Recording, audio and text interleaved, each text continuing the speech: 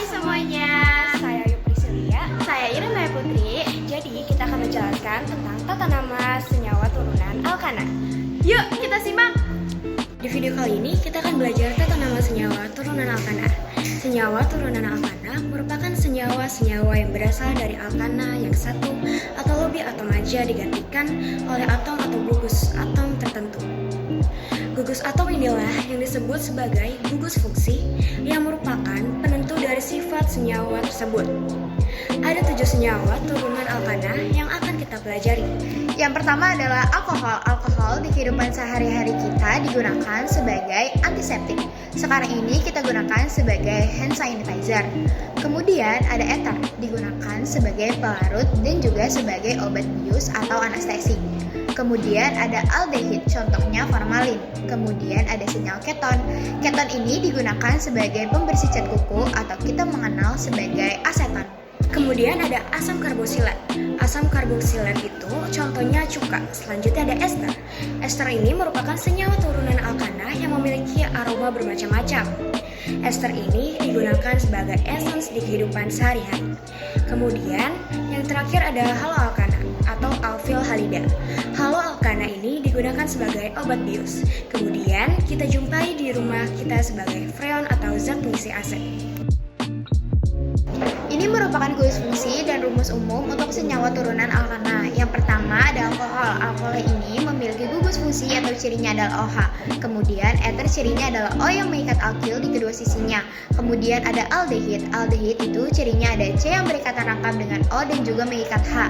Sedangkan tangan satunya mengikat alkyl. Lalu ada keton. Cirinya C berikatan rangkap dengan O, kemudian kedua tangan yang lain itu mengikat alkyl di kedua sisinya. Selanjutnya ada asam karboksilat. C-nya mengikat O secara rangkap dan juga mengikat OH, kemudian satu tangan mengikat alkyl. Sedangkan ester itu C berikatan rangkap dengan O. C-nya mengikat alkyl, kemudian berikatan dengan O secara tunggal. O-nya mengikat alkyl yang lain. Sedangkan yang terakhir ada halida atau haloalkana, alkyl yang berikatan dengan salah satu unsur dari golongan 7A atau golongan halogen. Bagaimana kita memberikan nama untuk senyawa turunan alkana? Yang pertama, kita harus mengidentifikasi gugus fungsinya, apakah termasuk alkohol, eter, ester, dan lain-lainnya. Setelah itu, kita memilih rantai induk terpanjang dan mengandung gugus fungsinya atau gugus fungsi harus berada di nomor paling kecil. Yang ketiga, menuliskan nomor dimulai dari salah satu ujung sehingga gugus fungsi itu nomornya paling kecil. Lalu, menuliskan nama dimulai dari cabang kemudian rantai utamanya. Selanjutnya, cabang-cabang yang sama digabung dengan awalan di, tri, tetra, dan seterusnya. Dan yang terakhir, penulisan cabang yang berbeda diurutkan sesuai dengan urutan abjad. Ini merupakan contoh gugus senyawa alkohol. Karena ada OH, kemudian kita tentukan rantai utamanya. Rantai terpanjang ada 7C, kita berikan nomor dari sebelah kanan supaya OH berada di nomor paling kecil. Kemudian kita berikan nama dimulai dari cabang. Ada 2 cabang, etil dan metil. Maka etil diteruskan lebih dahulu. 5 etil, cabang metodenya 2, maka digabung 4,6 di metil. Posisi gugus OH di nomor 2, kemudian jumlah rantai utamanya 7, maka heptana karena dia alkohol maka menjadi heptanol, berakhiran dengan O. Kita lihat tata nama untuk turunan alkana yang lainnya. Jika kita mendapatkan struktur seperti ini, langkah pertama kita lihat gugus fungsinya. Karena dia ada OH, maka struktur ini termasuk ke dalam senyawa alkohol. Langkah pertama kita tentukan rantai utama, rantai terpanjang yang dapat dibentuk di mana OH berada di nomor paling kecil. Maka kita berikan di nomor dari sebelah kanan. 3, 4. Penanaman dimulai dari cabang ada nomor 3 metil, kemudian posisi OH ada di nomor 2 rantai utamanya, jumlahnya 4, maka butana. Karena di alkohol menjadi butanol, berakhiran dengan ol. Jika strukturnya seperti ini, kita lihat di sini ada O yang mengikat alkyl di kedua sisinya, maka senyawa ini termasuk ke dalam senyawa eter. Memberikan nama untuk eter, kita lihat di jumlah alkyl di sebelah kiri dan di sebelah kanan. Kita lihat jumlah yang paling sedikit, jumlah yang sedikit itu di sebelah kiri. Ada 1, maka dijadikan sebagai gugus alkoksi. Sedangkan alkyl yang jumlahnya lebih banyak itu sebagai gugus alkana. Langkah selanjutnya, kita berikan nomor di gugus alkana, sehingga gugus alkoksi berada di nomor paling kecil. Kita bisa beri mereka nomor dari bawah 1, 2, 3, sehingga namanya adalah 2, diikuti gugus alkoksi gugus alkoksi itu jumlahnya C-nya 1, maka namanya menjadi metoksi, diikuti dengan alkananya. Jumlah C-nya ada 3, namanya menjadi 2-metoksipropana. Ini untuk senyawa eter. Jadi kita lihat jumlah C yang terikat di O. Kalau C-nya lebih sedikit, maka dia menjadi gugus alkoksi. Sedangkan C yang lebih banyak, dia menjadi gugus alkana. Jika strukturnya seperti ini, ada C berikatan rangkap dengan O dan H, ini artinya gugusnya adalah aldehid. Untuk aldehid, gugus fungsinya atau C yang berperan sebagai gugus fungsi, dia harus masuk sebagai rantai utama dan berada di nomor 1, sehingga kita berikan nomor dari sebelah kanan 1, 2, 3, 4.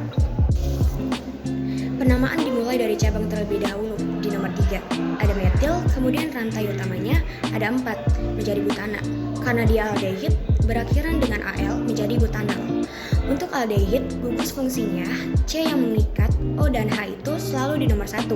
Struktur berikut kita lihat ada C yang berikatan rangkap dengan O mengikat alkil di kedua sisinya, maka gugusnya termasuk ke dalam gugus keton.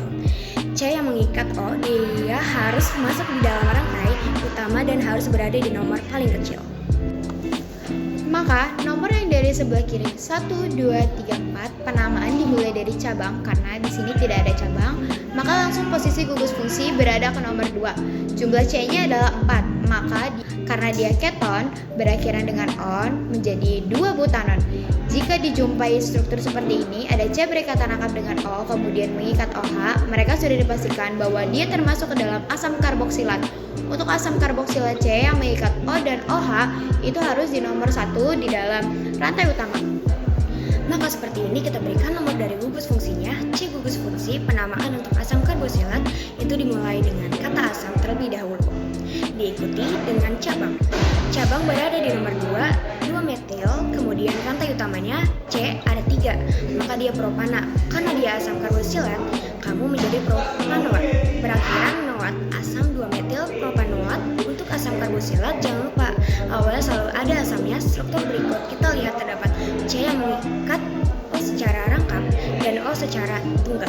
Maka dia termasuk ke dalam gugus senyawa ester. Untuk ester pertama kita tentukan alkilnya, di mana alkil-alkil itu terikat di O secara tunggal. Akhirnya ada 2.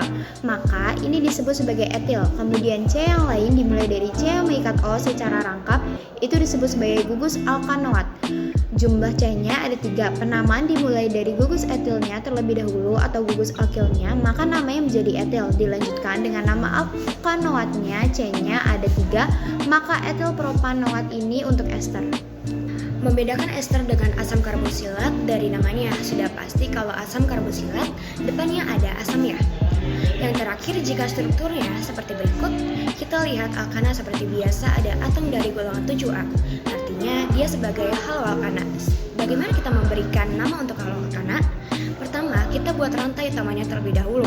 Halogen itu sebagai cabang, dia harus berlari nomor paling kecil. Kalau seperti ini di-upgrade ke nomor 2. Penamaan dimulai dari cabang terlebih dahulu. Ada 2 jenis. Cabang-cabang Cl atau kloro dengan cabang metil, maka penamaan dimulai dari kloro terlebih dahulu.